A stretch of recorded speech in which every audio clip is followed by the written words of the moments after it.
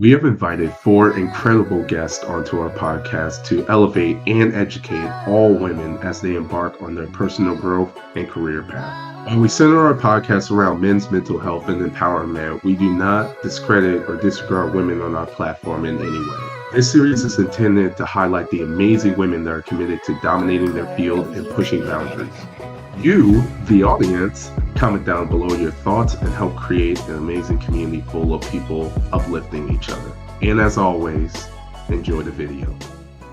What's going on, guys? Welcome back to Modeling Power Narratives Podcast. I am your host, Jacob Hale, joined with me by the lovely Morgan Houston. Hey. How's everything going? Pretty good. How about yourself?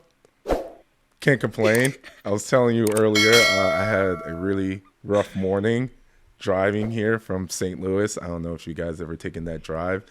It's a straight shot, but it's a little brutal when you're starting off at 4 a.m. to get over here. So Before the day of St. Patty's. Listen, I think you have to also clarify that. Because like a 4 a.m. drive, yeah, that's tough. But like the day after St. Patty's. All right, well, anyway, we're not going there. It was a lot of fun. Happy St. Patrick's Day if you celebrated or do something for that. But anyway, this is a very special episode for a lot of reasons. For starters, if you're a long-time listener for us, you understand we never had a female on. Not at all. Not even in the background. No one ever photobombed us. Nothing. It's been all men. And it was very important that we did that from the start. I think the most important thing is developing our own brand and making sure what we wanted to carry out through our episodes was brought out in the way that we felt like would be the best. And now I feel a lot more momentum is coming from what we've been doing and where we're going. And it's a good spot. I mean, it was a big step to even bring guests on, but now getting to the point where we're really transforming the conversations that we've been having and allowing other people to, talk and speak their knowledge, but also just all around have a very clear environment with different people, different minds, different cultures, everything like that. Mm-hmm. Yeah, well, so to bring it forward, I guess I give you some time here, speak a little bit about yourself. Let the people know who you are, what you're about. My name is Morgan Houston. Born and raised in good old Kansas City, Missouri here. Graduated from Newman University past December with my bachelors in psychology. And then this recent most December, I graduated with my MBA with an emphasis in leadership, as well as playing soccer for 5 years. And then without playing soccer or in school, I would honestly say I am probably at home hanging out, really just enjoying family time with my twin brother, honestly. And then besides that, enjoying a couple of days working out. But besides that, pretty busy on the working and job hunt and honestly living an adult life after being in school for so long and then having soccer as your passion. And then it kind of just stops all of a sudden and adult life just switched. Yeah, absolutely. I tell anyone, because I used to play sports in college, I tell anyone, adult life is the real deal. You're not going to practice and then going out to drink with your friends. That's not happening anymore. You're not sleeping until 10 a.m. because you have an 11 a.m. class. That's never going to happen again. Mm-hmm. Or spring break, winter break, summer break. No more breaks. No, it's PTO. Yeah. And you gotta fill it out ahead of time. It's like, okay, it's gonna be these days right here. We're good. Yeah. Thank you. Speaking of PTO, put some PTO in today. Like it's. I wanted to. I had a nice coworker that I went to go see, so I made some time for him. He's an older guy, so I'm glad I went. He also did not show up, but that's a whole different story. We rescheduled it, so it's all good. It was the effort that counts. Yeah, listen, I'm trying. I promise you, I'm trying. But to go through with this, obviously you explained your resume, and from the sound of your resume, there's a clear reason why we're bringing you on and having a discussion here. The biggest thing, so you're in the psychology field, and I'm kind of curious, what kind of got you into that field? Because everyone has their own thing of why they choose a certain major and kind of have a passion, or maybe it was just, I just want to do something. I had to pick something. So kind of, what's the background to what got you into psychology? Well, first of all, going into college, I had no idea what I wanted to do at all. And then, your first year goes by, second year goes by, and it's like, you have to declare a major or like you can't keep going. And so nothing was really interesting me. I was taking all these classes and they were like, if you like this, maybe you can go into this route. If you like this, maybe you can go to this route. And so I was still like, oh, I'm not sure. And before I even went to college, I unfortunately lost a family member to a situation from suicide, unfortunately. And it's something that I wanted to understand a little bit more and dive into kind of the reasons of why people do things they do, and to understand others' behaviors, and to actually like not only know when I'm hurting or like if someone else is hurting, the tools and techniques I can use to help them and stuff like that. And so it's like, that's honestly why I chose psychology, is because I just wanted to help others around me and kind of understand, like, maybe in that slight tiny hope, like, was there something that I could have done to help my cousin? And like, can I do that? Like those things that I saw from him, like, can I look at those in other people and help them? And like see those red flags that could potentially mean like they're mentally not okay. And just like, that was pretty much my big motivator to actually dive into the psychology world. And I honestly feel like I'm barely even dove in though. Like, yeah, I have the degree, but there's like so much more I could be learning. Yeah, absolutely. My condolences for sure. Obviously, I know about that situation. And, that's kind of what got Jordan, our founder, into psychology as well. He had a similar situation, unfortunately. He felt the same way, to where he was like, maybe if I had this type of knowledge, maybe if I would have known this at the time, and things like that.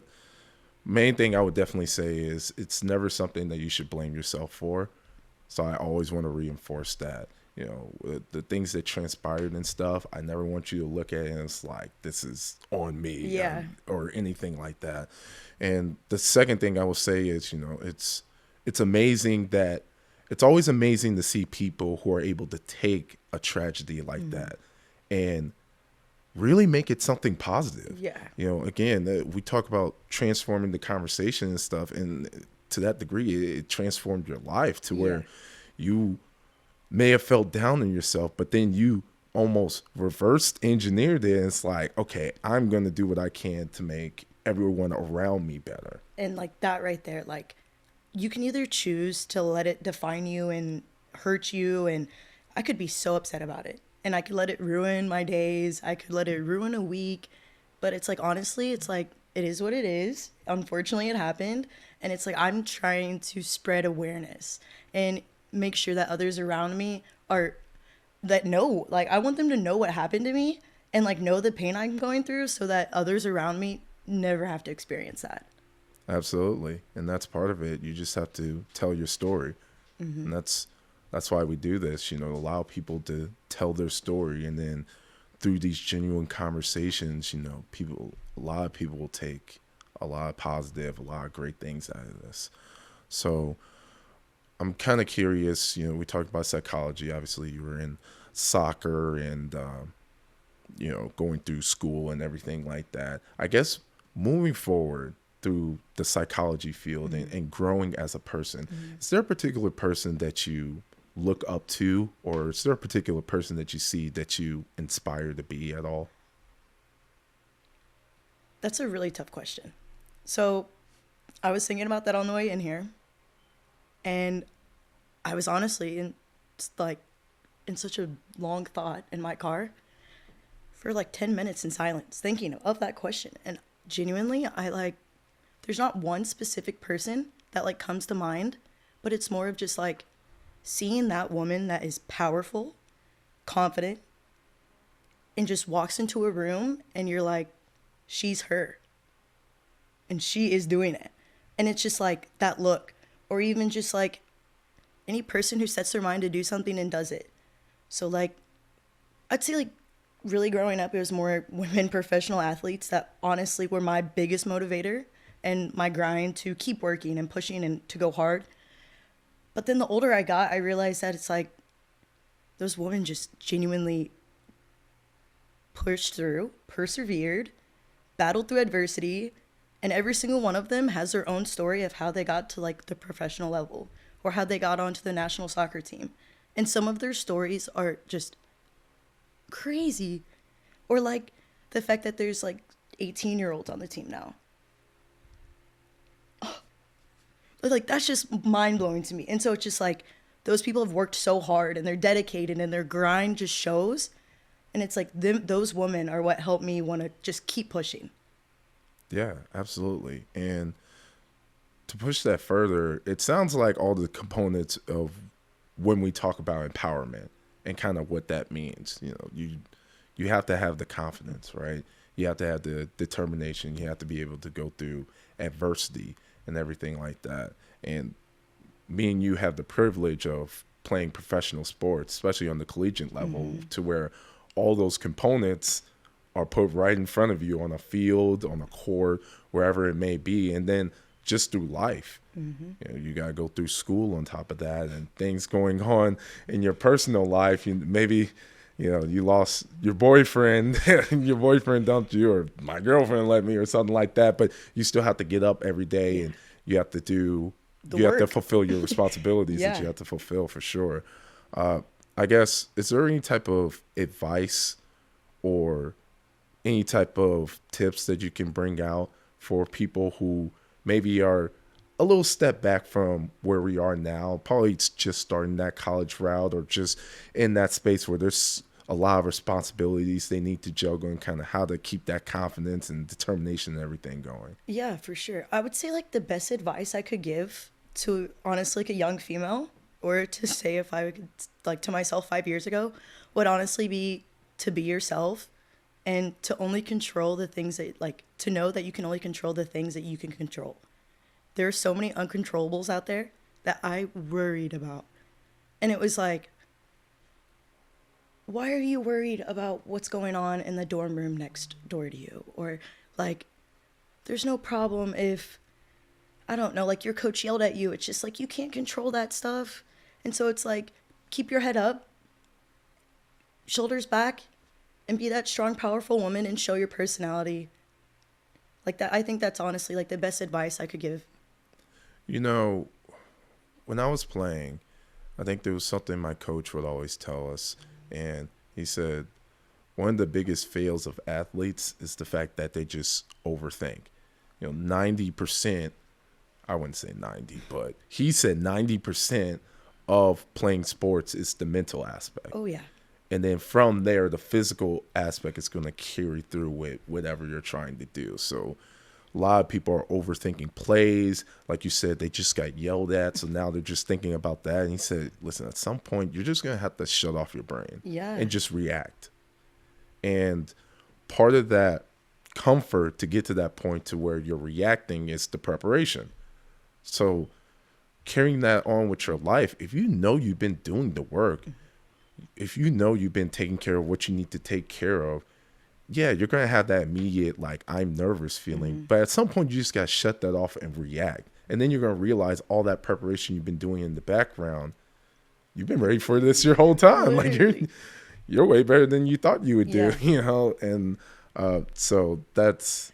I have a question, though. So, like, outside of sports, how would someone do that, though, in a job setting? So say it's like... just having a hard day. You're not enjoying your job anymore. Right. You're a year in, it's getting lazy, you're lackadaisical. That's the word. Lackadaisical. You're not wanting to do it. How do you get that person to get motivated or to show that, like, they can do it?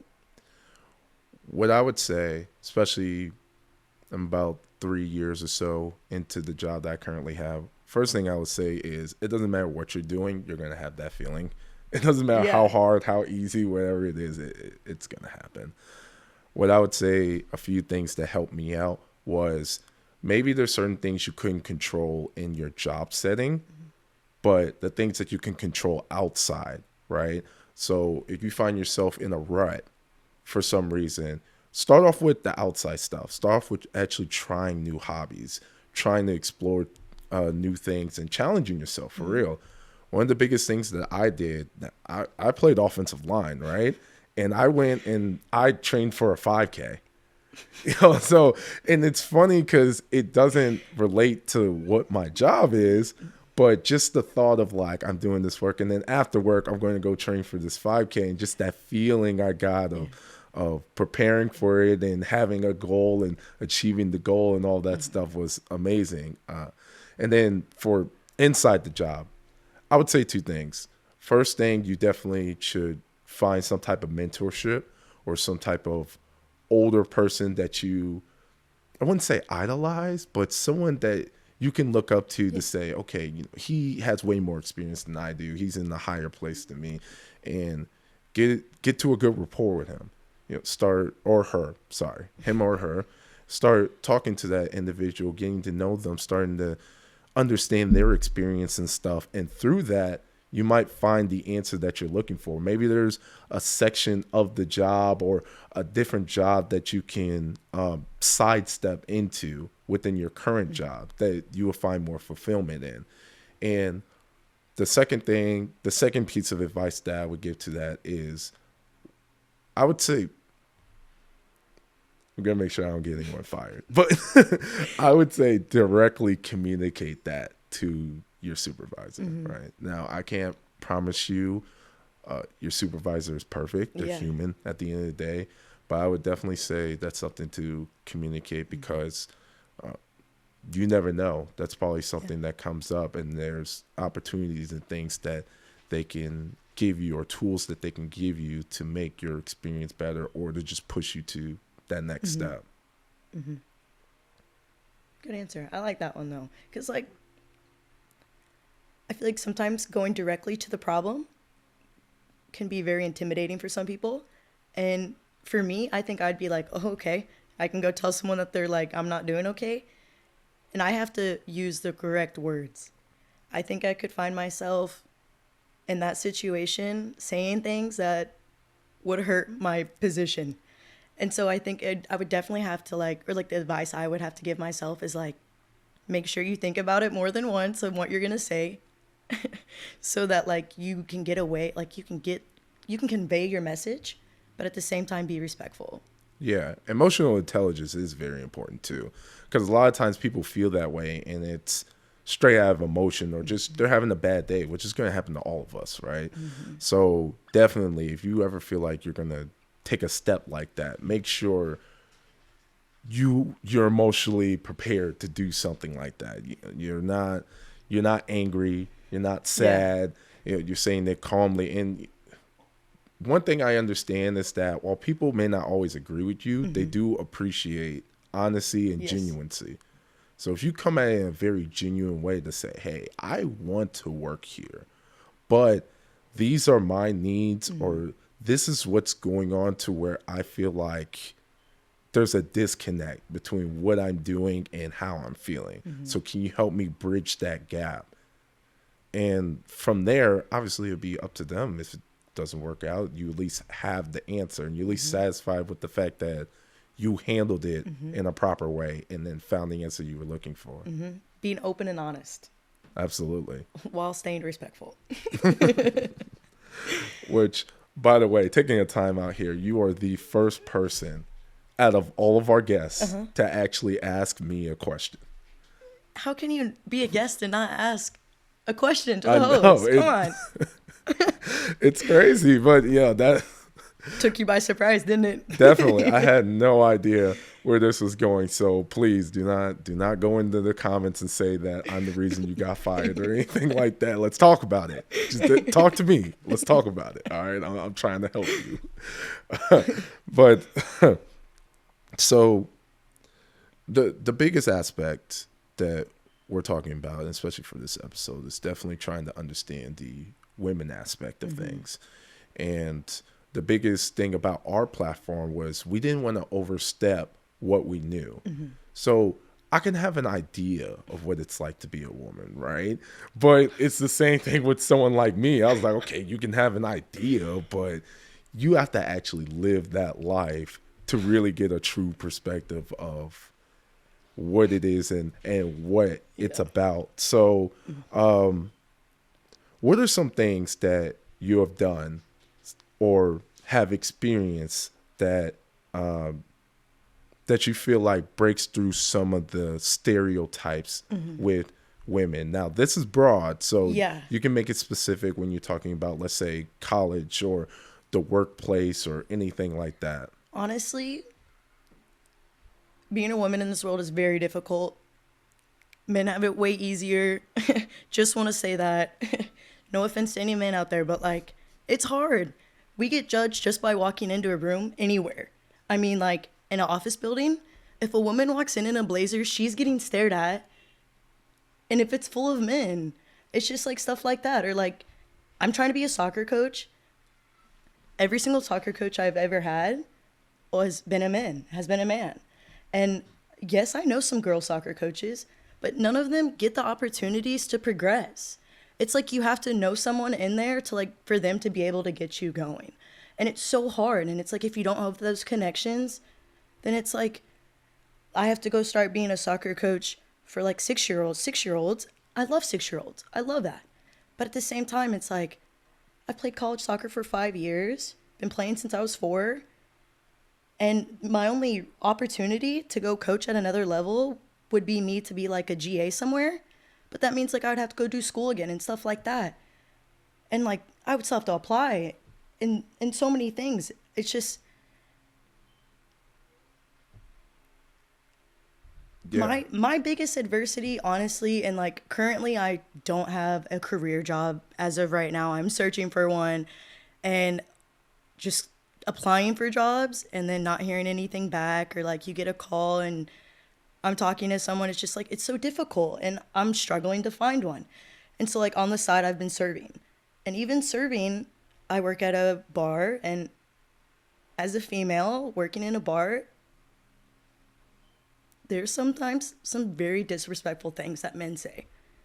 And I'm the one that chooses to work there, but just like those stares you get, or like you can tell someone's looking at you and you don't want to be looked at that way, or just like getting touched all the time. And I'm serving, and people, it's a bar, so they're drinking, and some things I could slide, but just it's sometimes uncomfortable. And like I probably do have a conversation once a shift with another female coworker being like, hey, be aware, that guy over there in the corner, he's kind of being weird, so just like make sure you watch your back. It's just like kind of stuff like that. It's like it's hard. Yeah, definitely. And first thing I want to say is we had an episode we were talking about checking our own bias. So I would definitely like to encourage the audience here is that when you hear these different perspectives and things like that, the first thing you want to do is you're thinking about your own bias, right? So it's very easy for me to sit here as a man and to be like, well, it's hard to be a man. I drove here, I drove here at 4 a.m. It was just me and all that stuff. And the most important thing is we want to have different viewpoints on this platform, which is why this is a thing to begin with, right? And the most important thing I would say is that I 100% validate what you're talking about, because what you're saying is a very real thing. I think it's very terrible. I have the privilege of not dealing with that. And also I'm just a larger male. So there's a lot of things that I've definitely heard from my female counterpart that I can't even imagine just because of the world that I lived through and stuff. You're physically taller and bigger than people. So someone coming up and saying something suggestive to me, in my head, I can just punch him in the face, and get on with my day. But it's a little different. And then even with that, not everyone has to be violent. Violence is never the direct answer anyway. So absolutely, I definitely validate that. I feel bad that I do hear stories like that, and that people have to go through that on top of the complications of their own lives. And I for also sure. don't want to discredit men either. I also think like there's also some very amazing men out there who are respectful and treat women like queens, and not only queens, but respect them equally as their equal counterpart. And that's like a big hit right there. Is like, there are people out there that do treat women just the same and are equal. So like, I also don't want to be like anti-men. So Definitely, yeah, and hopefully I'm in the top 10. I don't have to be number one, but hopefully I'm in like top 10 and somewhere on you're the up there. list. For You're sure. up there. You're up there. No, but definitely, and I didn't take it like that, but I did want to put that disclaimer out there because again, when you hear a different viewpoint like that, when we talk about checking your bias, it's a knee-jerk reaction to where you feel like you have to defend yourself, Yeah. right? But two things can be true at the same time. There's a lot of things that women go through that are very hard and things that they shouldn't have to go through, while also saying that like men have to go through things and there's a different type of struggle that men have to go through. But this is your episode, so we're talking about women. Yeah. This is your time for sure. What I would say is, with those experiences that you shared, and the answer is pretty straightforward, but just in case, what do you think are some things as a society, I would say it like that we can all do together to fix this problem? Not fix this problem in the sense of let's just make the girls feel good about themselves. No, fix the problem in the sense that, you are an abled, hardworking person just like me. You deserve the same opportunities as me, the same you have the same ability to do things just like I can do things. Hard work and determinations and everything like that. So what do you feel as a society that we should do to help formulate that thought? Honestly, like, I think it's very hard to even solve that issue, honestly, just because like I feel like it's always just been like men, women. I think recently, like throughout the past couple of years, it's getting more of a equal world for all differences, genders, races, for everyone. But I think honestly it's just showing everybody the same respect you would want to be shown or given and shown, So it's like, if you don't want someone to talk to you like the way that you want to be talked to, then like don't talk like that, So it's just like showing everyone the same respect. Yeah, absolutely. I feel like that's the basis of anything or what anyone wants. What you teach your 3-year-old is to like not hit others and like be nice and be respectful. It's like, if we remember those true basic, what your mom and dad taught you, and not only look at like everyone in the mirror and be accountable for your own actions, it's like just show everyone the same respect. And if we could just all be like kind and nice, then it's like women wouldn't have to be judged. Men wouldn't have to be judged. It's like the world could be a lot happier place, but it's just not like that. Yeah, unfortunately it's not. But, having people like us, younger people like us, since we're the future, to sit down and have conversations like this. And again, in society nowadays, when you have a man and a woman on a podcast, you're just used to them yelling at each other and arguing and clickbait and likes and comments and all that stuff, which you can still do for us. Please go ahead and hit the like button. But for sure, there's not a lot of spaces where men and women sit down and just have genuine conversations. And like I said, it's not one of those things where it's an echo chamber to where it's like we're saying the same thing. We have two totally different experiences. Yeah. But to show that we can come together, share our experiences, and find the common ground, that's a start. I agree. That's a really good start. I agree. Would you have any advice, or would you, like, from an outside perspective of someone who's not a female, of something that you would say that could conjoin our society to be better? Oh, wow. I have a lot of things for sure. But Gearing towards like women empowerment, though. Oh, sorry. I'm just no, for sure. Yeah, I have a lot of things. Obviously, I'm a very strong-minded person, what I would say. And what I would say is, I would say the biggest thing that we can do as a society, you talked about respect, but I think to transform the argument on kind of what respect means and stuff like that, I'm a history guy. So one thing I understand is that the world is built and constructed in a way that it's like it's built for men, right? But as we advance into a more modern and more upscale society, right, we have to transform kind of our old logic and kind of what we're thinking and have it more applicable to men and women. And then on a deeper level, understanding the psychology behind the man and the psychology behind the woman, right? So that's a very complicated thing. So I'll try to give an example on what that can mean. So what that can mean is, I think there's a stereotype on like what's a man job and then what's a woman job, right? But with such a big advance on AI and robotics and everything like that, there's hardly any jobs to where it just comes to how much can you bench, how much can you deadload, and things like that. So breaking down those stereotypes to say that, oh, you're big and strong, you know, so this is your job. This is what you need to do. No. I'll break that down. One of the biggest things with Jordan is Jordan's in the psychology field, but we all understand the psychology field is a female-dominated area. And then the exact same way on the other side, construction is a very dominant male. It's very male-dominated, right? And I want to transform the argument, and it may start on the school level to be like, hey, you if you want to build, you're just as capable of building as a man.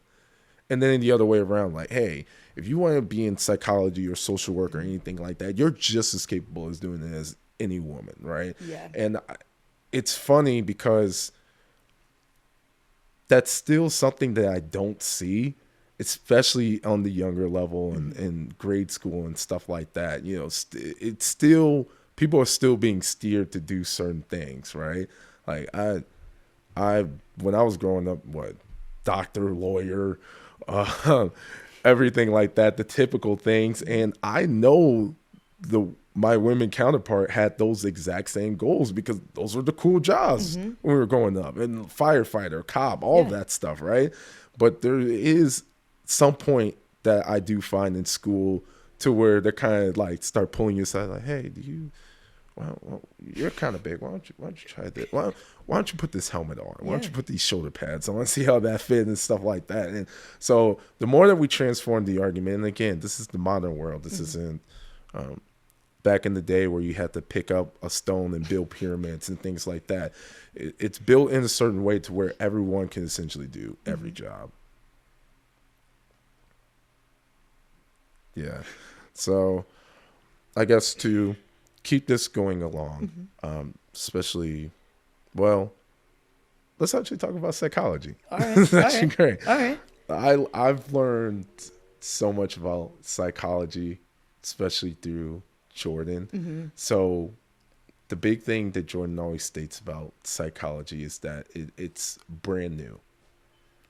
It's brand new. There's so much that we just don't know, and we're just trying to figure it out as we go along. So I guess trying to understand your perspective, how do you feel psychology's role, or how psychology's role should be played in the future for our society? You know, I mentioned earlier, I guess you can frame that as the psychology of younger kids and how we're raising them and bringing them up, right? So I guess from a society standpoint, how do you feel, how pivotal is psychology going forward in everything that we're trying to do as a society? I wish it was more prevalent, actually, because it's so hard with a psychology degree to like find jobs that are well paying, or jobs in general, because with my degree in psychology, with just my bachelor's, I get paid not that much to do. I was looking to be a child caseworker in a neglect and abuse unit, and the pay was just, my job title that I was applying for would be an investigator. So that means I would go into those homes and I would have to like investigate those situations and honestly say if those children can live in that home or not. And that gets paid less than a teacher. And in my mind, that seems like a very important job, but it just doesn't get paid. And so then it's like, okay, say I do want a higher paying job. A bachelor's degree isn't enough. You have to go for more. And I just wish that you could use your psychology degree in a more impactful. I got the degree and I think it is impactful, but I wish I could act on it in a stance where I felt like I was validated. I don't want to say like in my compensation and like pay, but like I feel like I would have been mentally drained and then on top of that worried about my bills. And so it's just like I wish the psychology world could open up more and like expand it in our society to just be like, okay, we need these jobs. They're important. Psychology is a huge field of learning about people's behaviors and emotional intelligence and why being positive is important. And the classes and like I took like intro to counseling classes and stuff like that. And just learning those basic knowledge, I thought helped me grow so much individually before it even helped me grow or like helped me with anyone else. It just, I learned so much more about myself and like my learning techniques and just all of that. And I feel like if everyone could see like how important that was for me and how much I grew just from going through that program, I feel like everybody would want to do it, honestly. But it's just like not many people do because of the extensive of how much of school you have to do and just of how little the pain of the job is. Like I wish our society would really like push for it and be like, hey, everyone should do it. It's an important field. Learning about yourself and others is important. And I wish everyone kind of understood that to the same level as like the importance of a teacher. Yeah, and then teachers need to be paid more for sure. I'm adding Hands that down. on there. Yeah. yeah, absolutely. I'm so glad you said that because it actually fuels up what I was talking about earlier. Is that you have these people, construction again. You have these construction people, and they're like, okay, we're going to pay you this amount because you're building buildings and everything like that. The other side of it that I have learned, especially being an adult now and going through things, do you know how many broken people there are? A lot. Walking around, having to do their jobs, having to go through life, right, with not the right tools to feel like they're functioning. Yeah.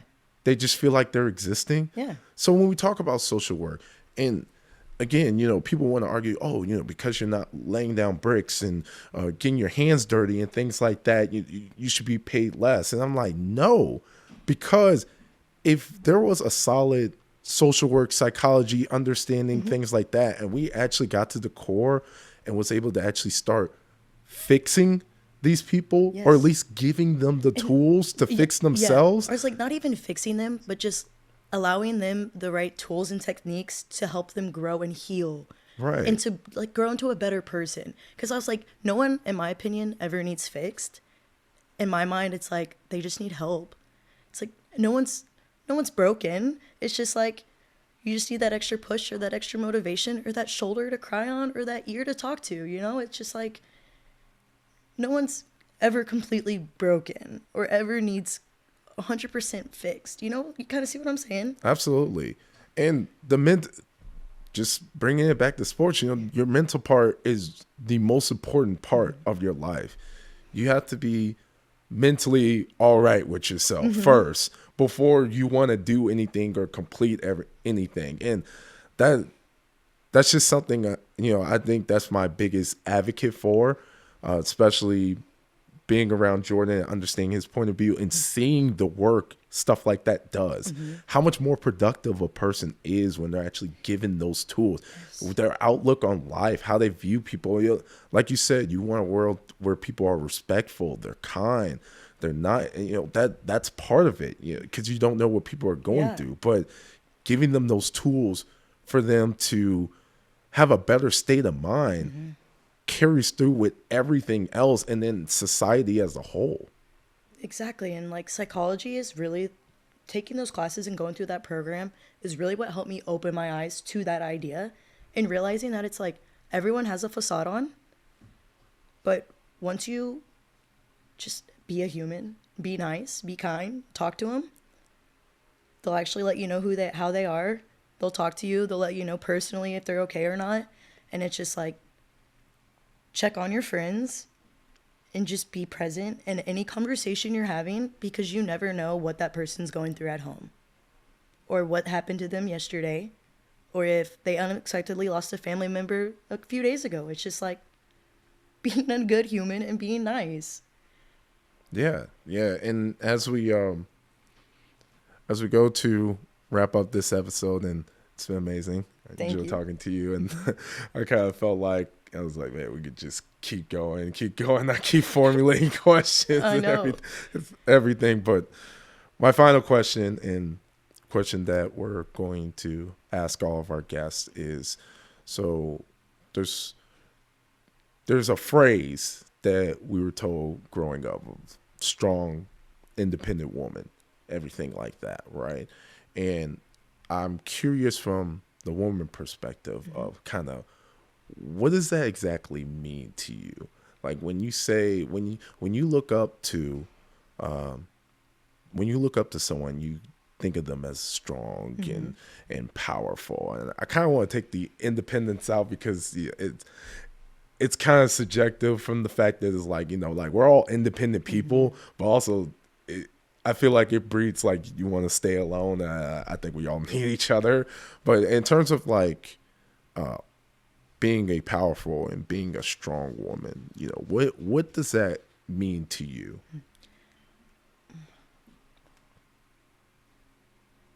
Being a strong, powerful woman, honestly, that's like where I strive to be. That's like my goal. And I don't know if I could, like, I wouldn't say I know I'm strong and I know I am powerful, but when I imagine someone who's strong and powerful, I imagine someone who's like got their stuff together, is extremely happy, and is like a boss woman. Like, she is her. You can just know it instantly. And I don't think I'm there yet, and I'm not sure why, but I really would just say it's like a strong personality. And it's like,